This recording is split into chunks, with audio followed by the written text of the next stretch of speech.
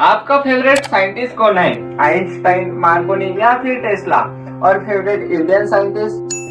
बस हवा निकल गया। अगर मैं आपसे पूछूं कि रेडियो का इन्वेंशन किसने किया, तो आप में से कई लोगों का जवाब होगा गुलियानो मार्कोनी। यहाँ तक कि गूगल का भी यही जवाब है, but this is not true.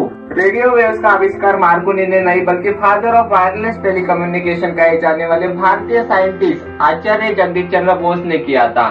But a lot of people even don't know who he was.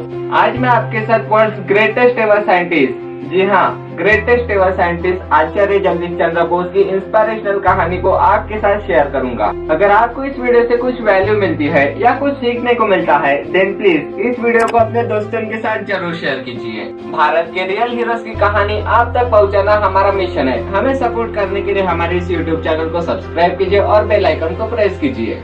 कहानी की शुरुआत होती है 1858 में, जब भारत अंग्रेजों का गुलाम था। 38 नवंबर 1858 यानी आज ही के दिन जेसी बोस का जन्म हुआ था। जेसी बोस के पिताजी ने उन्हें इंग्लिश स्कूल में सिखाने की बजाय उन्हें एक बंगाली स्कूल में सिखाया। उनकी जीत थी कि जगदीश पहले अपने रूट्स को स्ट्रॉन्ग बनाए और फिर दुनिया के बारे में सीखे। जेसी बोस जब बड़े हुए तब वो डॉक्टर बनने लंदन गए थे, बट ही वॉज फेल्ड। फिर उन्होंने नेचुरल साइंस में अपना एजुकेशन कंप्लीट करने के बाद इंग्लैंड से 1885 में भारत लौट आए।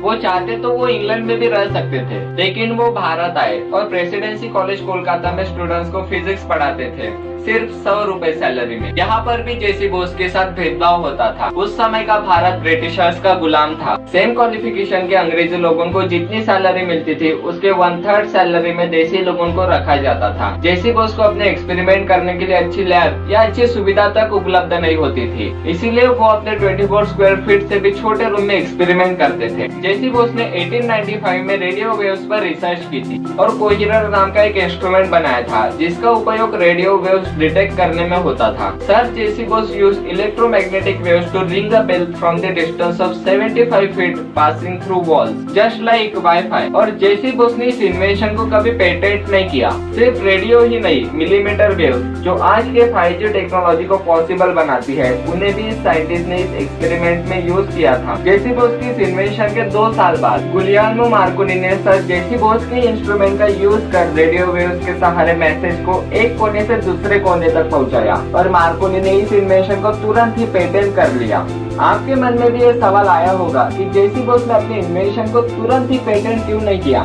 इसका जवाब सिंपल है। जेसी बोस मानते थे कि नॉलेज ये सबके लिए उपलब्ध हो और ये पेटेंट करने से नहीं हो सकता है। इसके कारण सर जेसी बोस को इकोनॉमिकली तो लॉस हुआ, लेकिन साइंस को प्रॉफिट हुआ।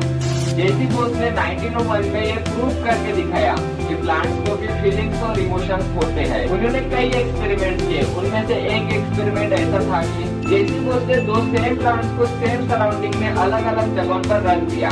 जेसी बोस हर दिन एक प्लांट को भला बुरा कहते थे, उसे कोसते थे, उस प्लांट की कमियां निकालते थे और दूसरे प्लांट को सुरीले संगीत सुनाते थे, उससे बातें करते थे, उस प्लांट को प्यार करते थे। और इस एक्सपेरिमेंट के बाद जो रिजल्ट आया वो सबको हैरान कर देने वाला था।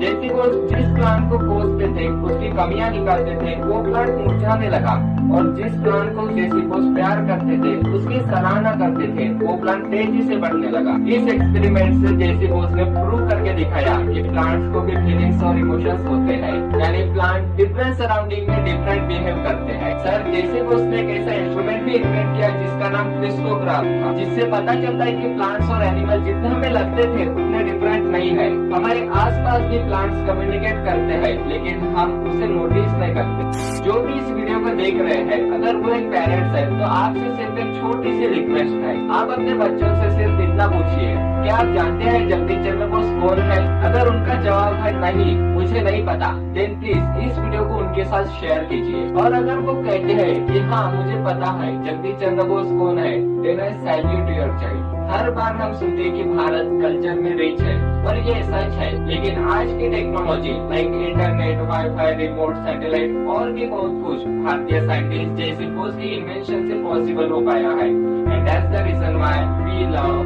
भारत।